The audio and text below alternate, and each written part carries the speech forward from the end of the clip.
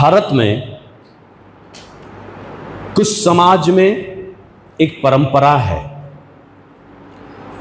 वो परंपरा यह है, शादी से 1 या 2 दिन पहले जो नई दूल्हा और दुल्हन है उनको नहलाया जाता है और हल्दी का पानी से भी उन्हें नहलाया जाता है। और उसके साथ साथ मुसलमान के कौम में भी इस प्रकार की परंपरा है, शादी से पहले उन्हें नहलाया जाता है।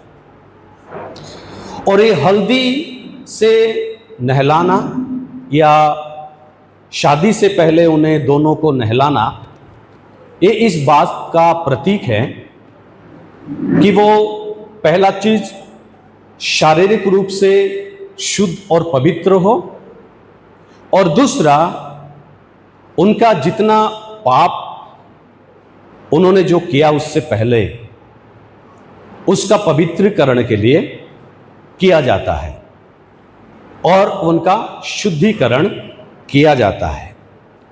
यानी मन के अपराध के लिए बाहरी कार्यों से यह समझा जाता है कि मेरा अंदरूनी भाग पवित्र है, मेरा हृदय पवित्र है, मैंने मेरा हृदय को आज से धो डाला है और मैं आज से एक अलग मनुष्य, एक अलग इंसान बन रहा हूं या बन रही हूं।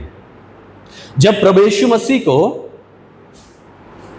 लाया गया था क्रूस पर चढ़ाने के लिए, तो पिलातुस ने थोड़ा सा पानी लिया और अपना हाथ को धो दिया और उसने कहा कि मैं इस काम में मेरा कोई भाग नहीं है, मैं इसका दोषी नहीं हूं। अर्थात ये अपने आप को उस पाप से शुद्ध कर रहा था कि जो पाप यहूदी समाज के लोग करने जा रहे थे, यीशु मसीह जो जिनके ऊपर कोई दोष नहीं था, उन्हें जबरदस्ती आरोप और दोष लगाकर मृत्युदंड देने की जो परिकल्पना इन्होंने किया और जिस प्रकार इन्होंने मृत्युदंड देने का जो योजना बनाई, उस योजना से अपना हाथ धो दिया और कहा कि मैं इस पाप से मेरा कोई भाग नहीं है। हालेलुया। तो इसी प्रकार बाहरी शुद्धिकरण से हम एक संदेश बाहर के लोगों को देना चाहते हैं कि मैं अंदर में पवित्र हो गया हूं। हालेलुया। बाहरी शुद्धिकरण के द्वारा, बाहर स्नान के द्वारा हम ये कहना चाहते हैं समाज को, बाहर के लोगों को, कि मेरा शरीर ही शुद्ध नहीं हो रहा है, मेरा मन भी शुद्ध हो रहा है। तो इसी प्रकार हमारे मसीही समाज में, बाइबल में एक बहुत बड़ा सिद्धांत है जिसे हम बपतिस्मा कहते हैं। और ये बपतिस्मा के विषय में मसीही लोग एक सवाल पूछते हैं, क्या मुझे बपतिस्मा लेना जरूरी है या अनिवार्य है? क्या मुझे लेना ही चाहिए, अवश्य है कि मुझे लेना है या नहीं है? क्या मैं बिना बपतिस्मा का उद्धार को नहीं पा सकता? क्या मैं बिना बपतिस्मा का प्रभु भोज नहीं ले सकता?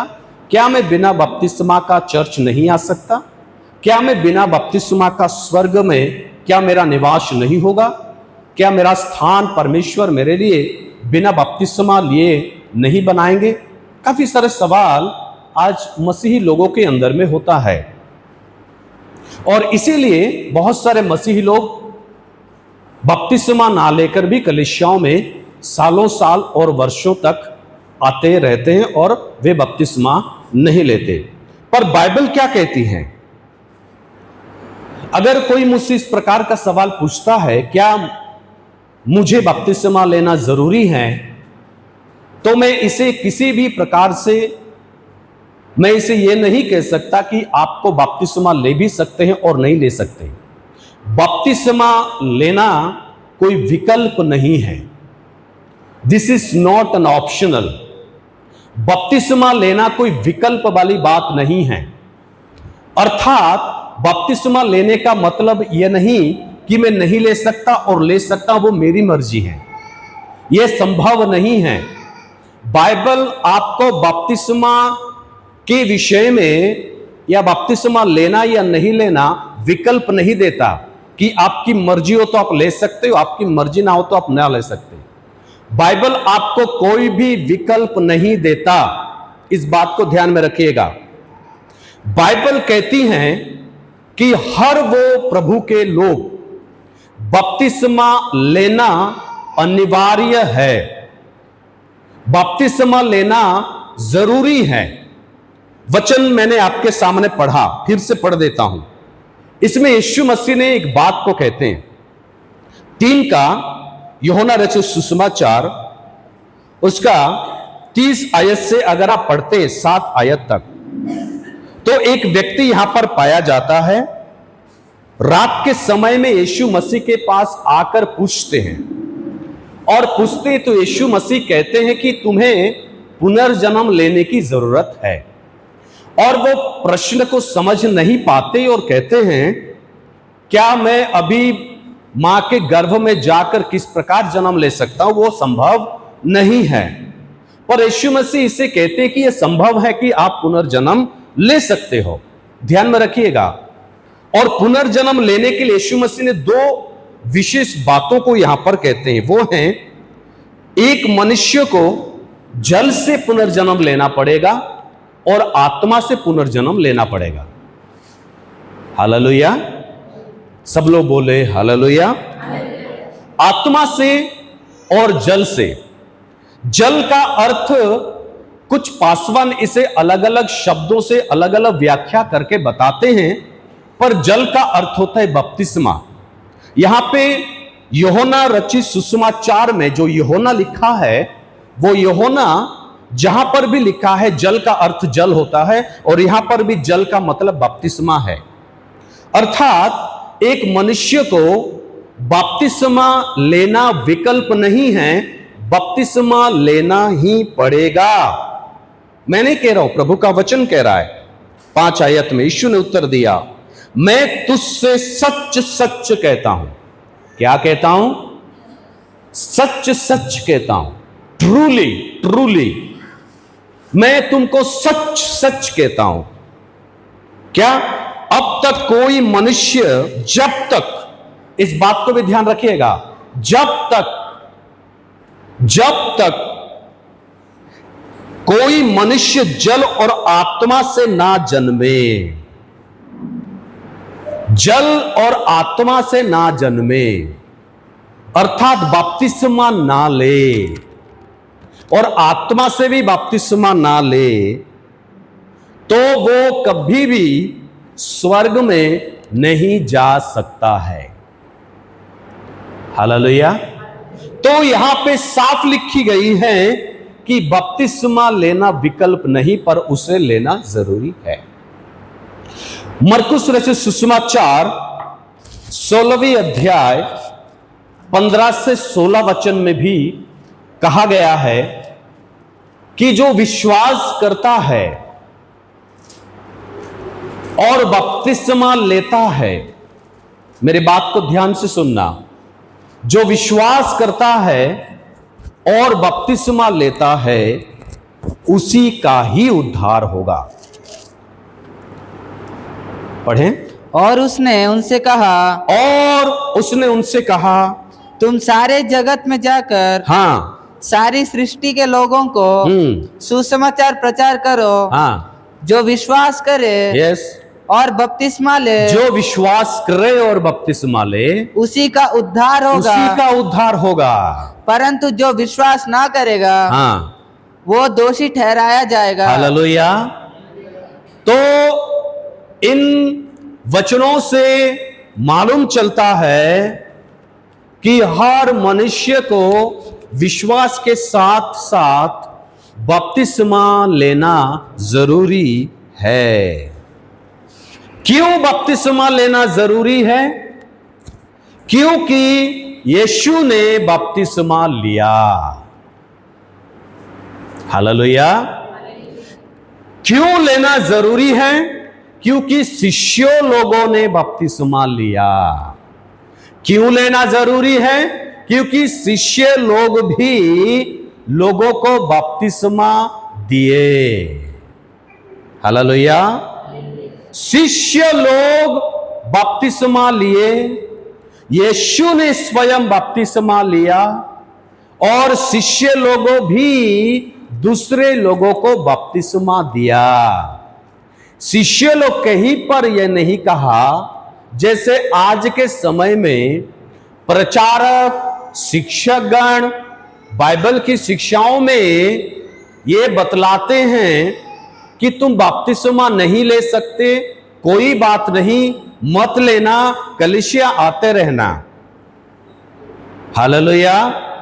इस प्रकार की जो शिक्षा है बाइबल का सिद्धांत को कमजोर करने वाली शिक्षा है। बाइबल साफ तौर पर बतलाई, अभी जिससे हमने पढ़ा, कि एक व्यक्ति को विश्वास के साथ साथ बपतिस्मा लेने से उन्हीं का उद्धार होगा। हालेलुया। मैं आपको बपतिस्मा की कुछ खास विषय को सामने रखना चाहूंगा। बपतिस्मा कोई साधारण विषय है नहीं। बपतिस्मा पुराना नियम के वाचा के साथ समानता पाया जाता है। पुराना नियम में कुछ वाचा है, कवेनेंट है, एग्रीमेंट है। वाचा का अर्थ होता है एग्रीमेंट, समझौता। समझौता मतलब परमेश्वर और मनुष्य के बीच में एक कंडीशन होता है, एक समझौता होता है, एक एग्रीमेंट होता है। हालेलुया। जब आप आपका जमीन किसी को बेचते हैं या किसी से आप जमीन खरीदते हैं, तो जो खरीदता है और जो विक्रय करता है, दोनों के बीच में एक समझौता होती है, एक एग्रीमेंट होता है। हालेलुया। और उस एग्रीमेंट के तहत आगे का जो भी काम होगा वो होता है। अगर वो एग्रीमेंट के बाहर एक व्यक्ति कोई काम करता है, वो इलीगल होता है और लीगली प्रोसेस से उसे दंड दिया जाता है। इसे एग्रीमेंट कहते हैं, समझौता। दोनों के बीच में एक समझौता है। बपतिस्मा परमेश्वर और मनुष्य के बीच में एक एग्रीमेंट है, एक समझौता है। आपने परमेश्वर से वादा किया, परमेश्वर ने आपसे वादा किया, आप दोनों के बीच में कुछ एग्रीमेंट हो गया है। अब दोनों के बीच में कुछ बात हुई है। हालेलुया। हालेलुया। याद रखिएगा, बपतिस्मा कोई जाके डूब देता है, कोई जाके किसको डुबा देता है, कोई जाके शादी के लिए बपतिस्मा ले लेते क्योंकि उसे शादी करनी है। कुछ लोग को इसलिए बपतिस्मा लेना है क्योंकि बपतिस्मा लेने से उन्हें चर्च आने मिलता है, प्रभु भोज मिलता है, सदस्यता मिल जाती है। तो कई सारे स्वार्थ के वजह से भी कई सारे लोग बपतिस्मा लेते। बट बपतिस्मा याद रखिएगा, ये परमेश्वर और हमारे बीच में एक वाचा है, एक एग्रीमेंट है, एक समझौता है। हालेलुया। हालेलुया। अरे समझौता को कोई अगर नहीं करता और समझौता के बाहर कोई काम करता है तो वो गलत हो जाता है। आपने किसी से जमीन ली, एग्रीमेंट हुई और एग्रीमेंट में साफ लिखा है कि वो जमीन आपका है। अगर वो फिर से आकर कब्जा करने का कोशिश करे या आधा मांगने का कोशिश करे, संभव नहीं है और उसे लीगल तरीके से आप उसे दंड दिला सकते हैं। ये एग्रीमेंट है। हालेलुया। तो बपतिस्मा एक एग्रीमेंट है। मैं सभी से कहना चाहता हूं, जितने लोग लिए हैं और जितने लोग नहीं लिए हैं, एक बात याद रखना, जितने लोग लिए हैं, क्या आपका एग्रीमेंट परमेश्वर के साथ जो हुई, परमेश्वर के साथ समझौता करके आपने बपतिस्मा लिया, क्या आज उस समझौता में आप कायम है? क्या समझौता को आप कायम रखे हैं? क्या वो समझौता के साथ चलते हैं? याद रखिएगा इस बात को। तो बाइबल में लिखा है कि पुराने नियम में भी परमेश्वर ने कुछ वाचा दिया, कुछ वाचा बांधा, कुछ एग्रीमेंट किया। जो बपतिस्मा के साथ समानता है, बपतिस्मा के साथ मेल खाता है। आपको मैं 3 इस प्रकार के वाचा के विषय में कहना चाहता हूं। द नंबर 1, नूह के वाचा के साथ समानता। बपतिस्मा नूह के वाचा के साथ समानता है। अर्थात आप देखे होंगे नूह के समय में, याद रखिएगा कि जो पाप बढ़ता गया संसार में, फिर भी ये जो नूह के परिवार थे, तमाम पापों से बचने के लिए जो परमेश्वर ने आज्ञा दी जहाज बनाने के लिए, और उन्होंने जहाज को बनाया। जहाज बनाने के बाद 8 सदस्य जहाज के अंदर में प्रवेश किए और दरवाजा परमेश्वर ने बाहर से बंद कर दिया। और उसके बाद दुनिया में जो सबसे बड़ा बाढ़, द फ्लड, सुनामी, जो आज तक संसार में नहीं आया है, ना आगे चलकर आएगा, इतना बड़ा सुनामी, इतना बड़ा बाढ़ जो नूह के समय में आया था, जो संसार को पूरी तरह से डुबा दिया था। किसी एक या 2 देश को नहीं, याद रखिएगा पूरे पृथ्वी पानी में डूब गया था। ये दुनिया का सबसे बड़ा बाढ़ था। और इस बाढ़ से क्या हुआ?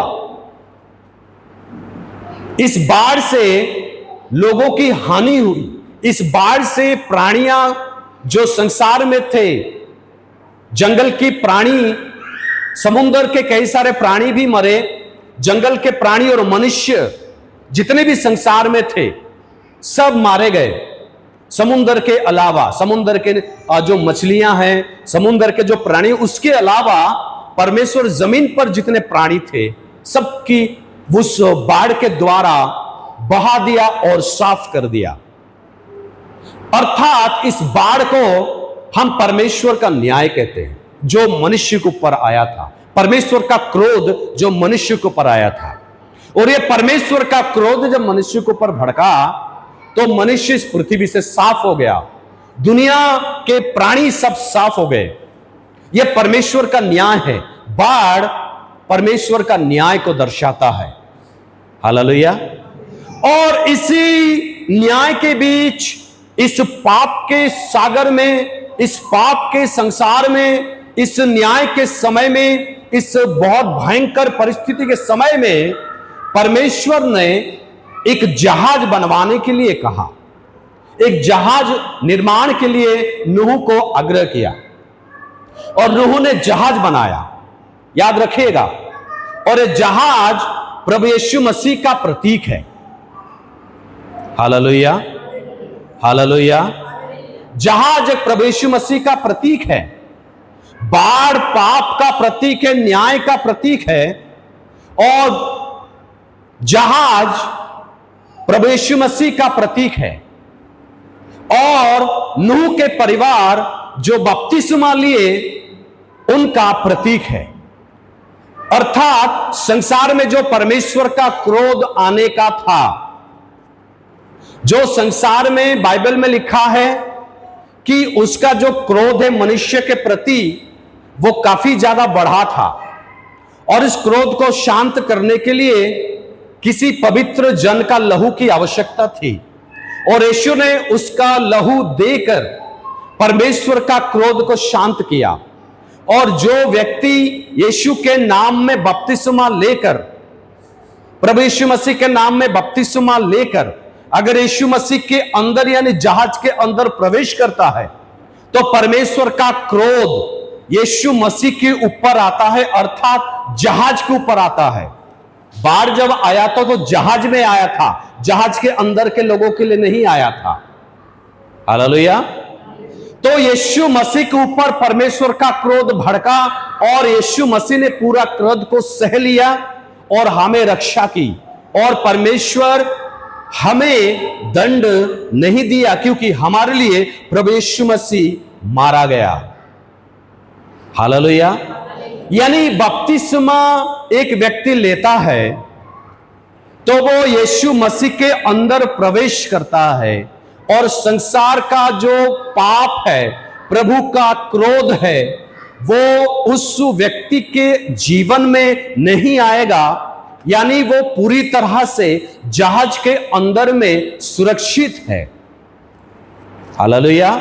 एक बपतिस्मा लिया हुआ व्यक्ति संपूर्ण रूप से जहाज के अंदर में सुरक्षित है।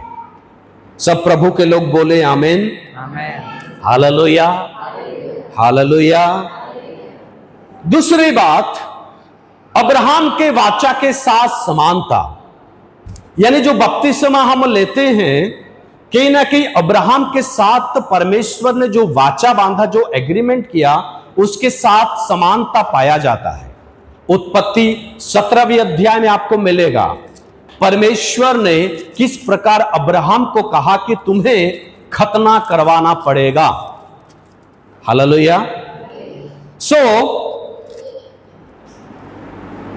13 आयत को एक बार पढ़ देंगे। जो तेरे घर में उत्पन्न हो, हाँ, अथवा तेरे रूपे से मोल लिया जाए, हाँ, उसका खतना अवश्य ही किया जाए। ध्यान से सुनना। यस। इस प्रकार मेरी वाचा जिसका चिन्ह तुम्हारी देह में होगा, वो युग युग रहेगी। Hallelujah, hallelujah. सब प्रभु के लोग बोले हालेलुया, बोले सब प्रभु के लोग बोले आमीन। परमेश्वर ने अब्राहम को कहा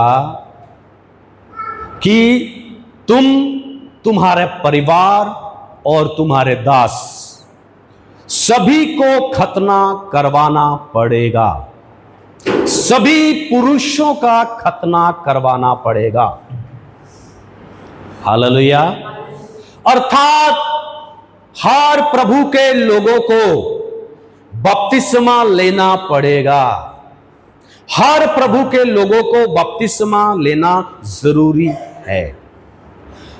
खतना किस लिए करवाते हैं, इसमें बाइबल में लिखा है कि जो चिन्ह तुम्हारे शरीर में रहेगा, उस चिन्ह आने वाला पीढ़ियों के साथ भी रहेगा, और वो चिन्ह के द्वारा मैं तुम्हें पहचान लूंगा कि तुम मेरे लोग हो।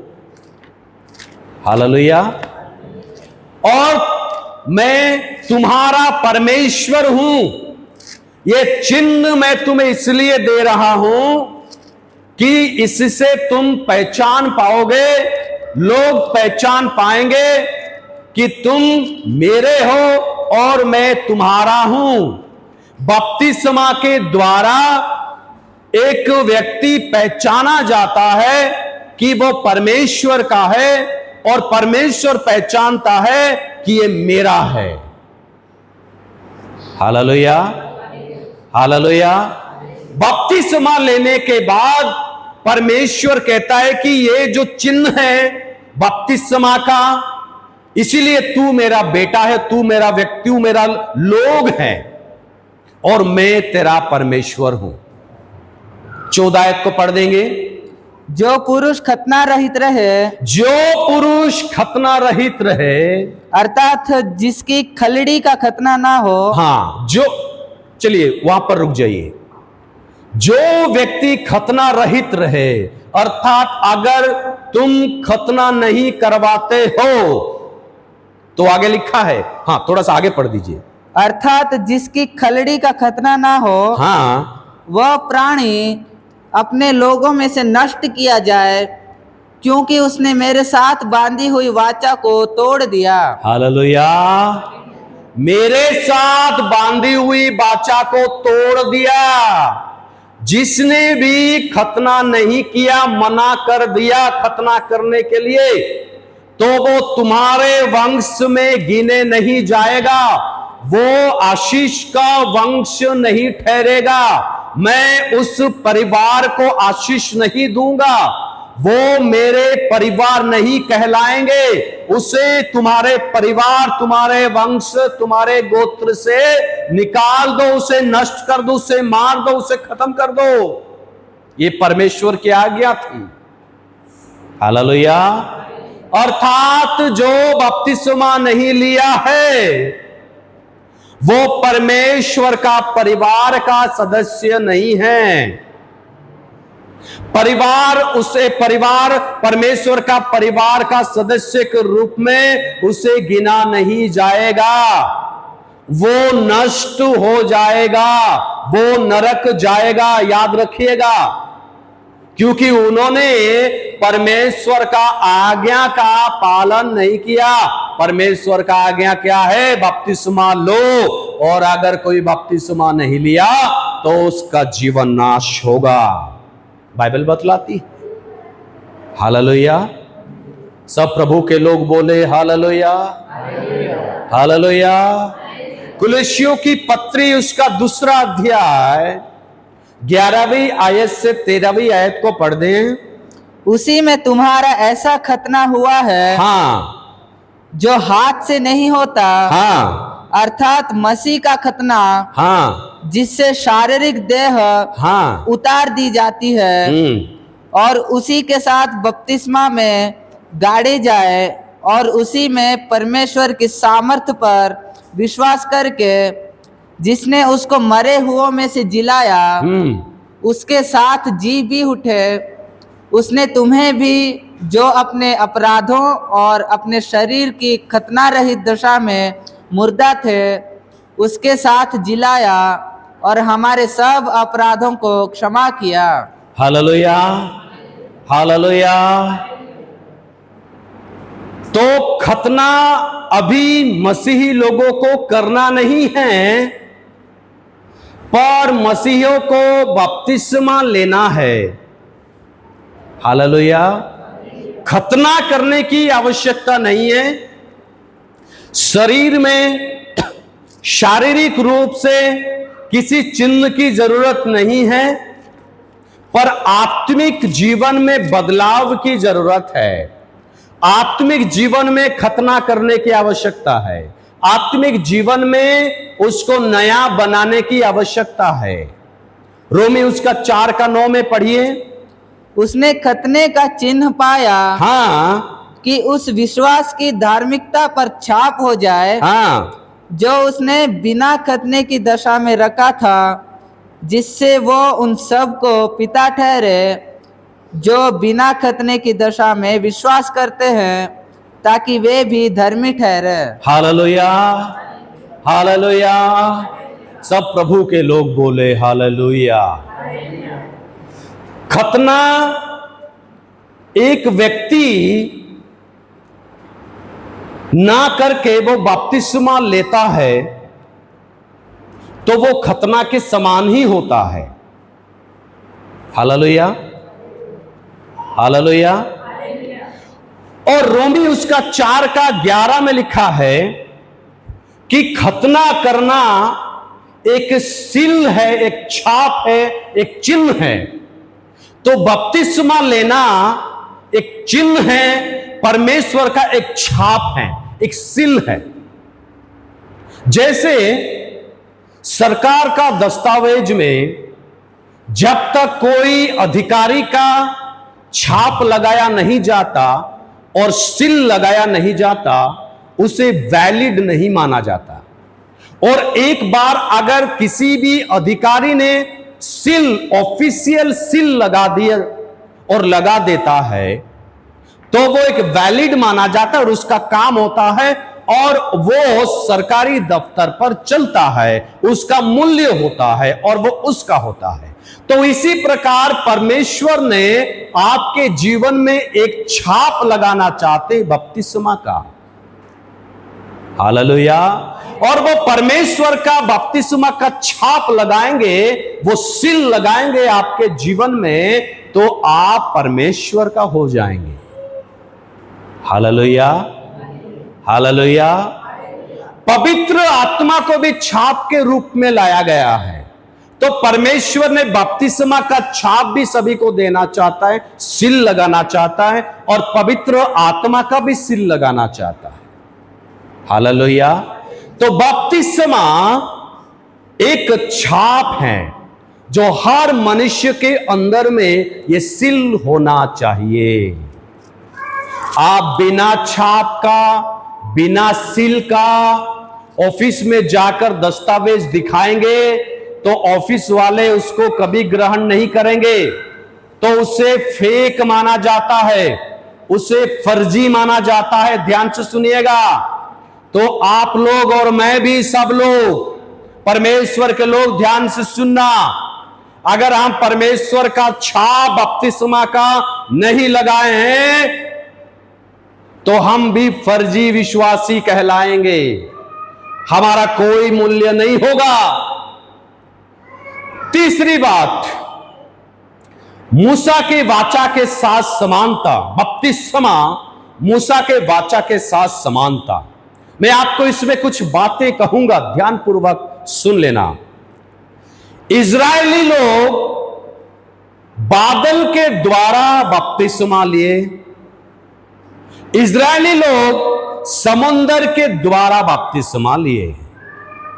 पहला कुरिन्थियों 10 अध्याय उसका प्रथम वचन से लेकर 5 वचन क्या लिखा है?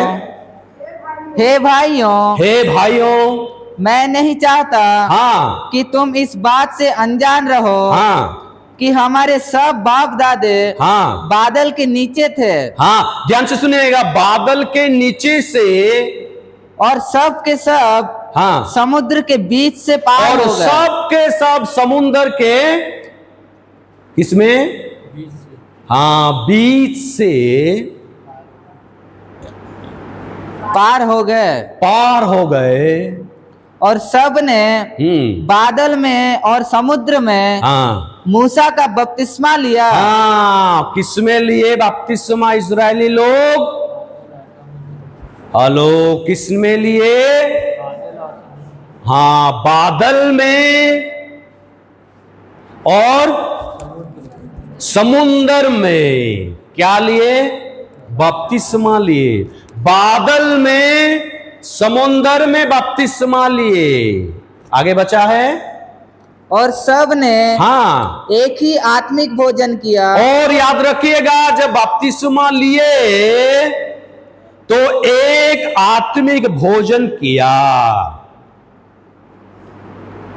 और सब ने एक ही आत्मिक जल पिया। और एक ही आत्मिक जल पिया,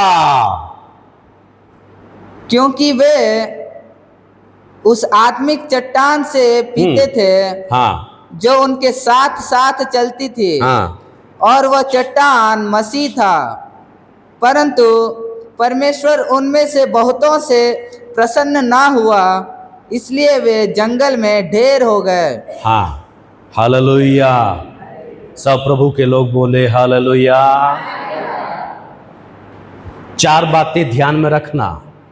नंबर 1, बादल में बपतिस्मा लिए। नंबर 2, समुद्र में बपतिस्मा लिए। और नंबर 3, एक ही आत्मा से भोजन किए। एक भोजन ध्यान में रखना। और एक ही आत्मा से पिए। चौथा नंबर 1, बपतिस्मा लेने के बाद उन्होंने खाया और उन्होंने पिया। हालेलुया।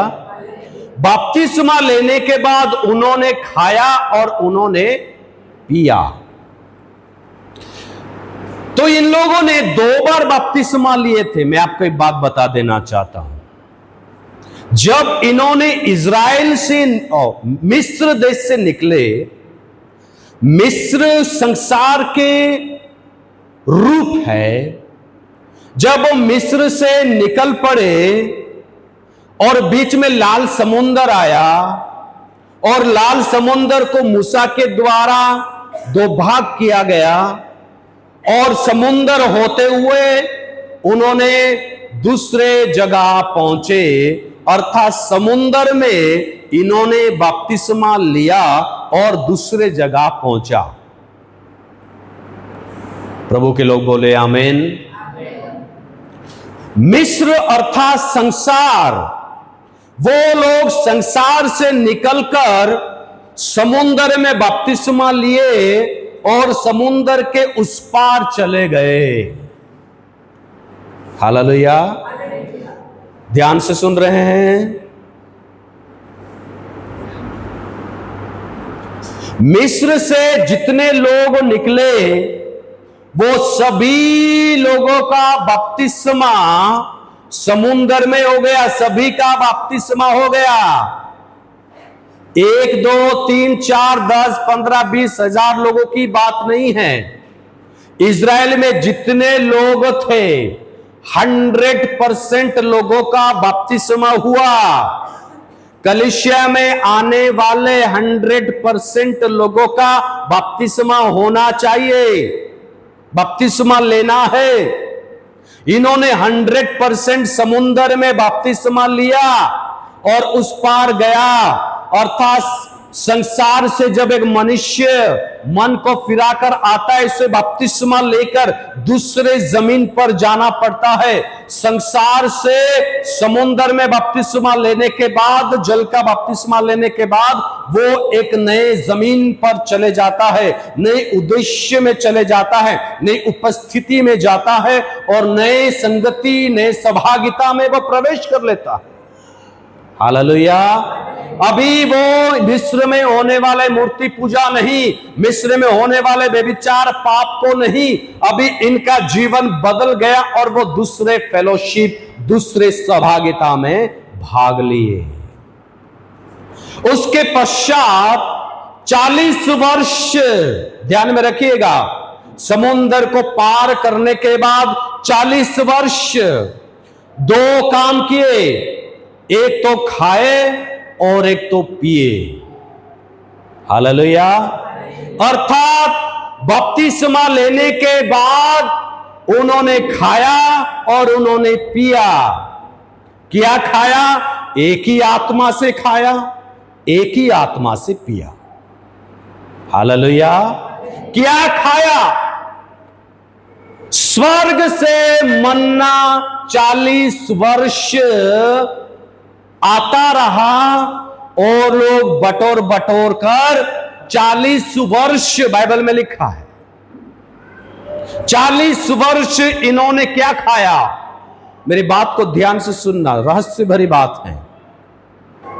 40 वर्ष इन्होंने मन्ना खाया और वो मन्ना कहां से आ रहा था?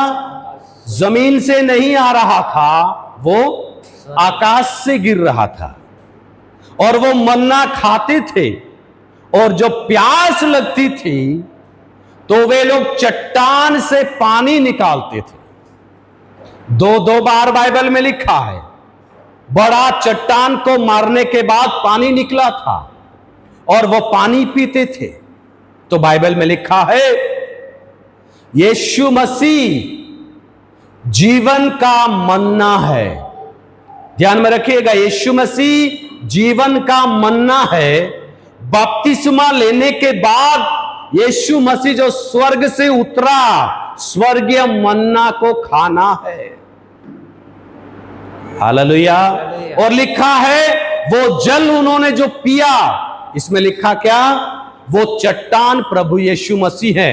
चट्टान से जो पानी निकला उन्होंने पिया। तो हम क्या पिएंगे?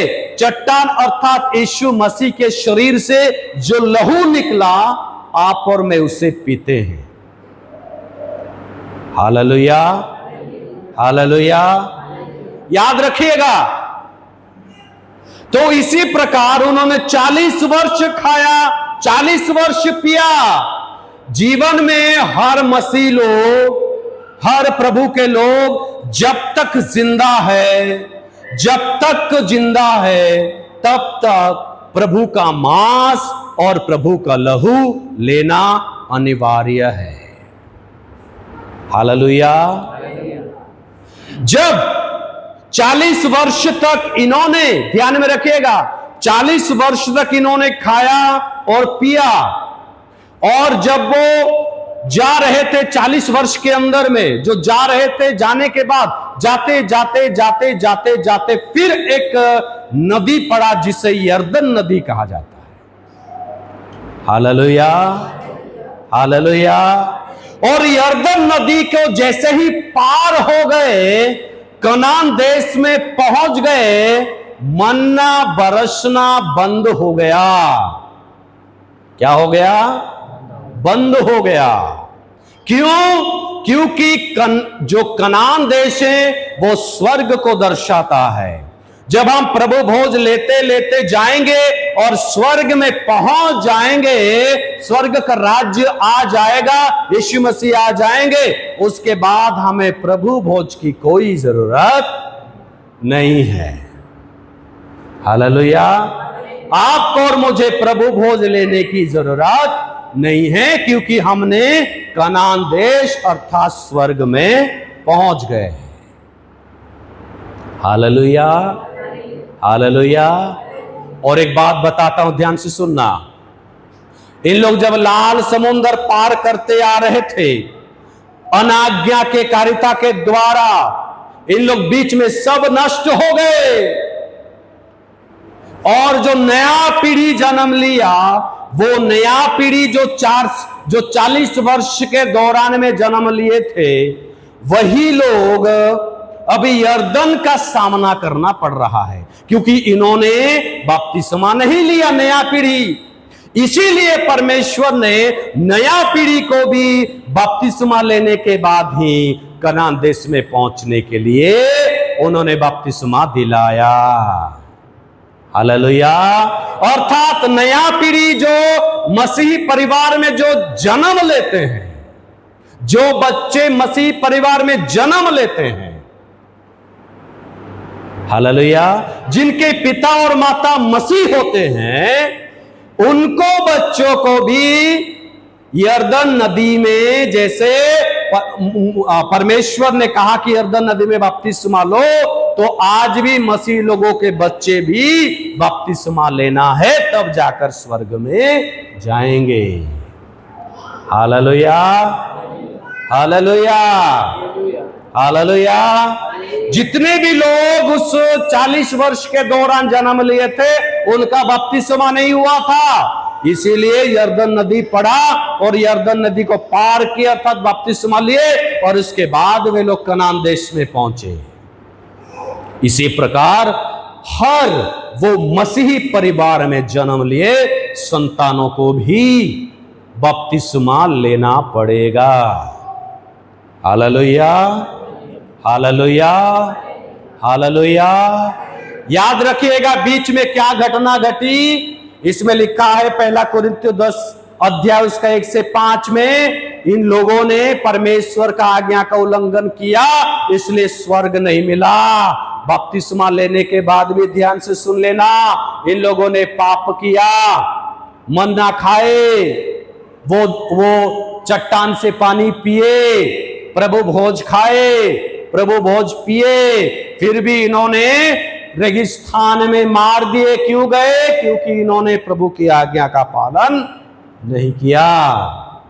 हालेलुया। तो बपतिस्मा लिया व्यक्ति भी ध्यान से सुन लेना, प्रभु भोज लेने वाले व्यक्ति ध्यान से सुन लेना कि जरूरी नहीं है कि आपका जो प्रभु भोज जो लेते हैं, बपतिस्मा लेते हैं, वो आपका स्वर्ग जाने का लाइसेंस नहीं बन जाता है। हालेलुया। हम बीच रास्ते में नष्ट हो सकते हैं, जैसे इजरायलियों ने बीच रास्ते में नष्ट हो गए। इसलिए आपने देखा होगा कि सारे मसीह लोग पहले से भी बदतर जीवन बिताते हैं जब वो मसीह में आते हैं।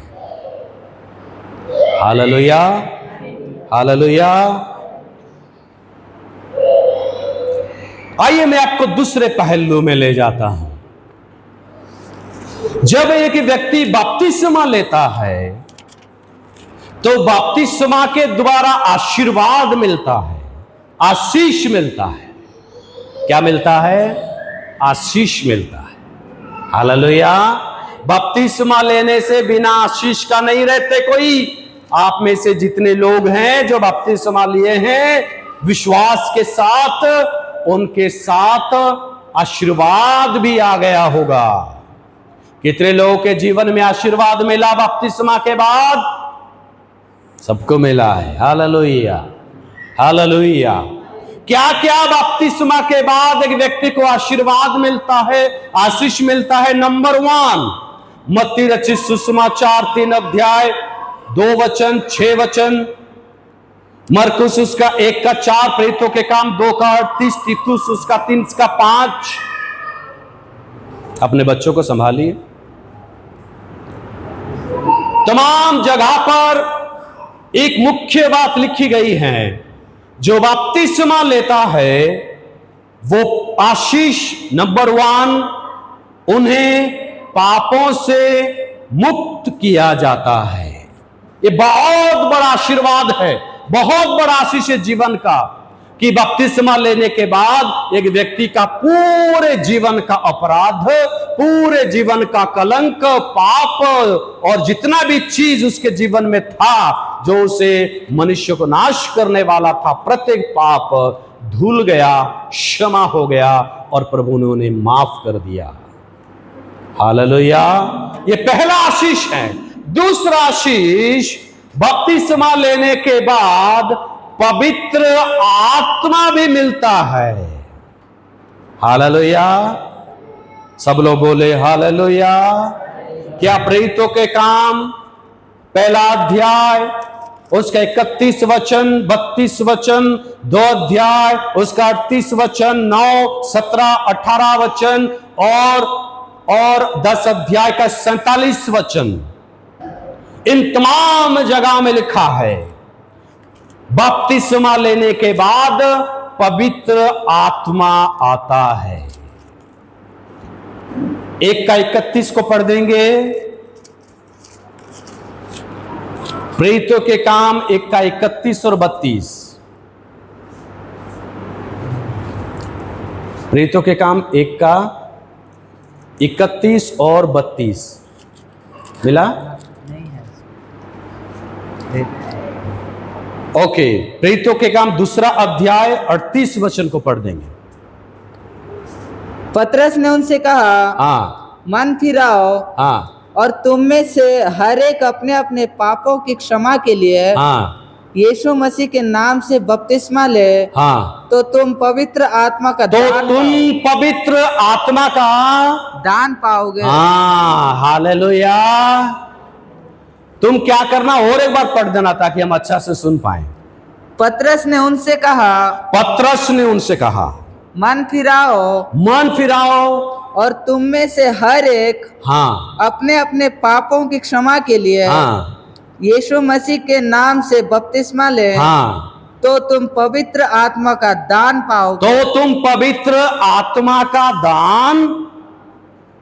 क्या करोगे? पाओगे। हालेलुया। अर्थात बपतिस्मा के साथ पवित्र आत्मा का संबंध है। जहां जहां भी बपतिस्मा आता है वहां वहां पवित्र आत्मा आता है। यीशु मसीह जैसे बपतिस्मा लिया, क्या आया? हेलो, यीशु मसीह जल से उठा तो क्या आया? पवित्र आत्मा। कहां पर आया? यीशु मसीह के कंधे पर बैठा, क्या? कबूतर के रूप में आया था। कौन सा? पवित्र आत्मा। यह किसने देखा? यूहन्ना ने देखा। हालेलुया। यूहन्ना ने देखा कि पवित्र आत्मा एक कबूतर का रूप धारण करके यीशु मसीह के कंधे पर बैठा, और जैसे बैठा आकाश से एक वाणी हुई, ये मेरा प्रिय पुत्र है। हालेलुया। हालेलुया। एक व्यक्ति जब बपतिस्मा लेता है तो पवित्र आत्मा का वरदान उस बपतिस्मा लिया हुआ व्यक्ति के अंदर में आता है, और स्वर्ग से एक वाणी होता है, ये मेरा बेटा, ये मेरी बेटी है। हालेलुया। तो बपतिस्मा कोई पानी में डूब जाने वाला ही नहीं होता है। गंभीरता से सोचने की आवश्यकता है प्रत्येक मसीहों को कि बपतिस्मा में क्या क्या हो रहा है। बपतिस्मा में स्वयं परमेश्वर बात कर रहे हैं, बपतिस्मा में पवित्र आत्मा आ रहा है। इन चीजों को ध्यान में देना पड़ेगा, ध्यान रखिएगा। हालेलुया। तो उसके बाद यदि आप पढ़ते 10 अध्याय का 47 वचन, क्या कोई जल की रोक कर सकता है कि ये बपतिस्मा ना पाए? जिन्होंने हमारे समान पवित्र आत्मा पाया है। हाँ, हालेलुया। तो यहां पर भी बपतिस्मा है, यानी जहां जल का बपतिस्मा आता है वहां पवित्र आत्मा का बपतिस्मा आता है। यीशु ने भी इसलिए दो बात कही यूहन्ना 3 में, क्या? जल और आत्मा में बपतिस्मा नहीं लोगे तो स्वर्ग का राज्य में प्रवेश नहीं कर पाओगे। तो जहां जहां भी जल का बपतिस्मा आता है वहां पवित्र आत्मा आता है, जहां पवित्र आत्मा आता है वहां जल का बपतिस्मा आता है। यहां पे पहले लोग पवित्र आत्मा पाए, बाद में जल का बपतिस्मा लिए। पौलुस ने पहले आत्मा पाए, बाद में बपतिस्मा लिए। Hallelujah, hallelujah. तो मैं आपको एक बात बता देना चाहता हूं,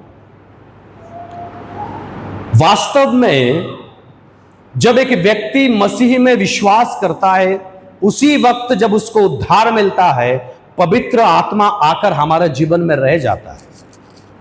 उसके बाद हम बपतिस्मा लेते हैं। पवित्र आत्मा पहले आता है, बाद में बपतिस्मा लेते हैं। बपतिस्मा लेने के बाद पवित्र आत्मा का वरदान आता है। इस बात को ध्यान से सुनिएगा, समझ लीजिए। बपतिस्मा से पहले पवित्र आत्मा आता है। हालेलुया। पवित्र आत्मा आने के बाद एक व्यक्ति बपतिस्मा लेता है, और एक व्यक्ति जब बपतिस्मा लेता है तो उसके बाद पवित्र आत्मा का वरदान आता है, और वो अनेक पवित्र आत्मा का वरदान से भरकर प्रभु में आनंदित रहता है। Hallelujah, hallelujah, hallelujah, hallelujah. चौथा आशीष गलातियों की पत्री 3 अध्याय 26 से 27 वचन कहता है कि जब तुम बपतिस्मा लेते हो तो परमेश्वर तुम्हें अपना संतान होने का अधिकार देता है। You are the children of God.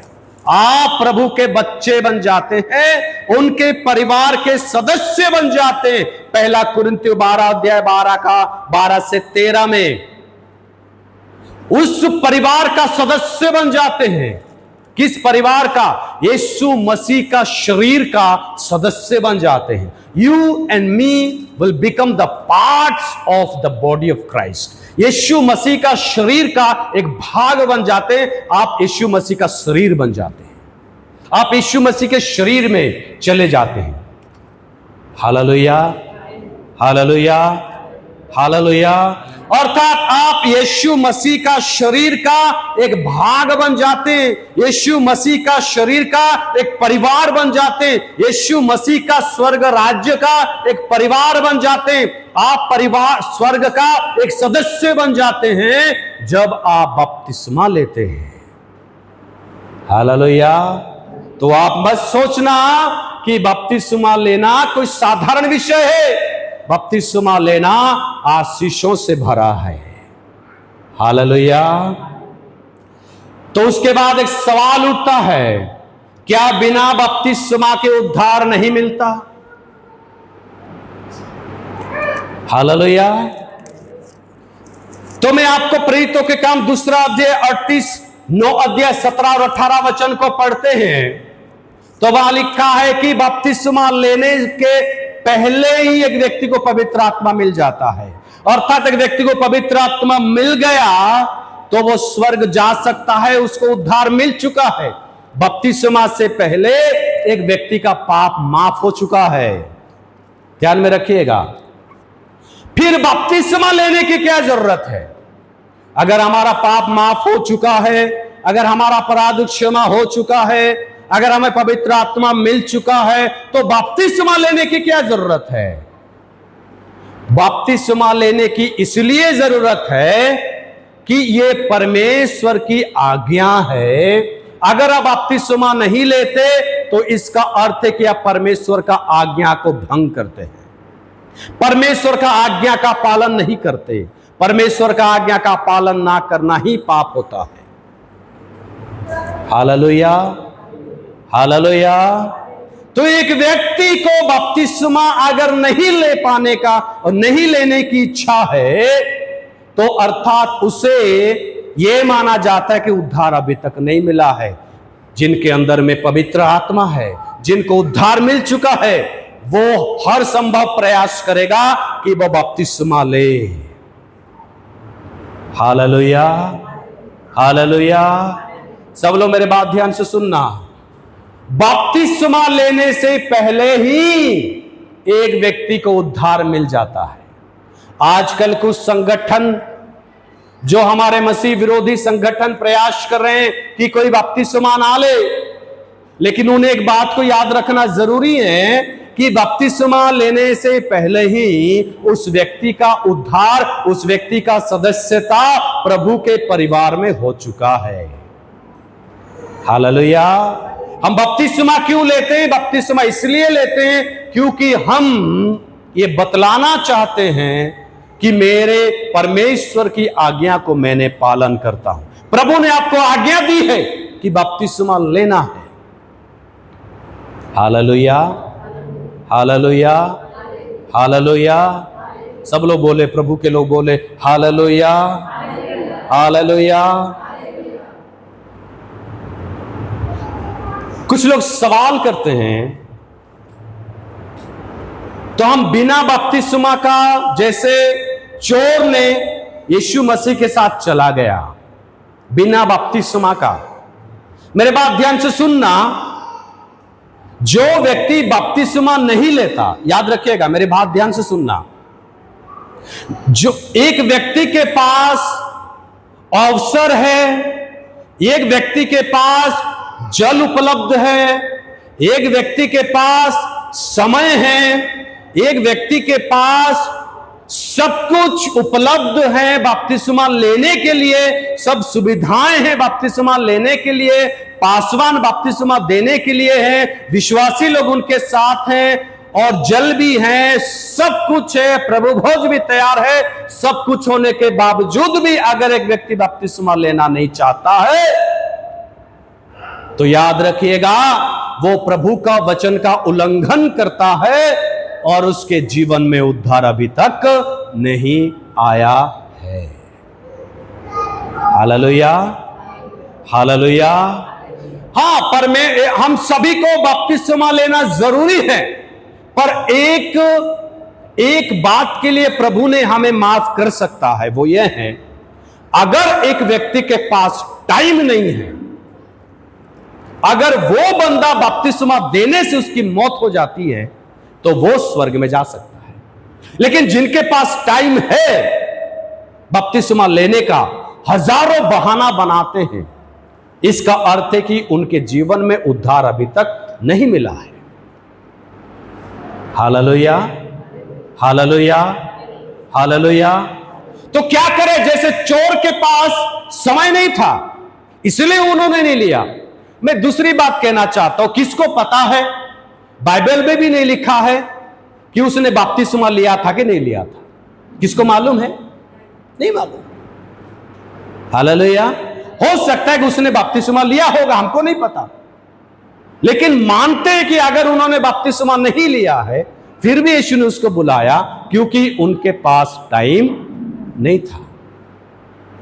Hallelujah. और जो सिक होते हैं, बीमार रहते हैं, जो उठ नहीं पाते, बैठ नहीं पाते, और उस समय अगर प्रभु को ग्रहण करते, वो जल बपतिस्मा ले नहीं पाते, ऐसी परिस्थिति में प्रभु उनको संभालेंगे। और जैसे अगर आज कोई मरने से पहले ही अगर वो यीशु मसीह को ग्रहण किया और बपतिस्मा लेने से पहले ही उसकी मौत हो जाती है, तो प्रभु उसको कंसीडर करते हैं, प्रभु उसको ग्रहण करते हैं। हालेलुया। एक बात कहकर मैं समाप्त करना चाहता हूं। एक बार एक परिवार थी, परिवार में पति और पत्नी थे, उनके बच्चे भी थे। तो उनकी पत्नी बहुत एक अच्छी विश्वासी है, और उनके पति जो उनके बहुत बड़े बिजनेसमैन हैं, और वो रियल एस्टेट का बिजनेसमैन है। उनकी पत्नी उनको हर दिन सुसमाचार सुनाता, वो इनकार करता, वो कभी उनकी वह बात को नहीं मानता, वो चले जाता। हर दिन उन्होंने सुसमाचार सुनाता, ऐसे 40 वर्ष हो गए सुसमाचार सुना के उन्होंने कभी जीवन में नहीं बदला।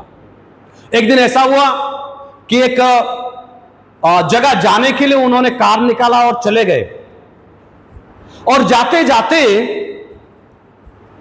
और जाते जाते उनको एक व्यक्ति लिफ्ट मांगा, रास्ते में लिफ्ट मांगा तो इन्होंने उनको लिफ्ट दी। हालेलुया। और लिफ्ट देने के बाद वो लिफ्ट किसने लिया पता है? एक जो लिफ्ट लिया था वो प्रभु का एक दास था। तो वो लिफ्ट देने के बाद, अंदर बैठने के बाद उस व्यक्ति को प्रभु का वचन सुनाया और उसी दिन उसी समय में उसने प्रभु को ग्रहण किया। हालेलुया। और उसके बाद जो लिफ्ट लिया था प्रभु के दास, उन्होंने रास्ते पर उतर गए और वो जा रहे थे। जाते जाते उसी समय पर उसी दिन उनकी एक्सीडेंट हो जाती है, उनकी मौत हो जाती है। Hallelujah, hallelujah. तो ध्यान से सुनिएगा, ये भी बपतिस्मा नहीं ले पाया क्योंकि उसी घड़ी प्रभु का दास सुसमाचार सुनाया और उसी घड़ी उन्होंने मन परिवर्तन किया था, प्रभु को ग्रहण किया था, लेकिन जाते जाते उनकी मौत हो जाती है। और कुछ साल के बाद इनके पास वो एड्रेस था। जब वो बात कर ही रहे थे तो पास्टर जी को वो एड्रेस मिला था, दिया था वो।